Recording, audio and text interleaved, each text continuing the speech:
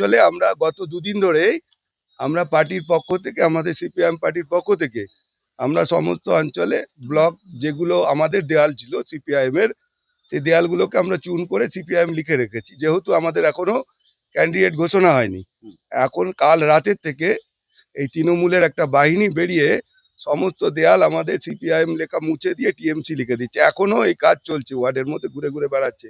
কিছুক্ষণ আগে আমার সাথে এই কথা কাটাকাটি হলো, ওইখানে বেলতলা মাঠের ওখানে ওরা করছে এরকম।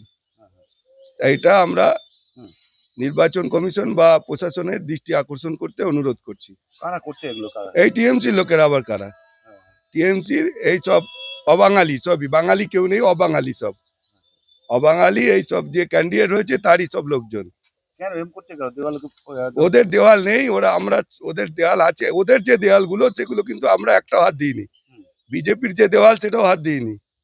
যে দেওয়াল আমাদের ছিল সেই দেওয়াল সেইগুলোও আমাদের নিয়ে নিচ্ছে, সেই দেওয়ালগুলো ওরা নিয়ে নিচ্ছে। কাল রাতের থেকে শুরু করেছে, ওদের প্রার্থী ঘোষণা হওয়ার পর থেকে, প্রার্থী ঘোষণা হওয়ার পর থেকেই শুরু করেছে। রাতের অন্ধকারে এখন দিনের বেলাও করছে।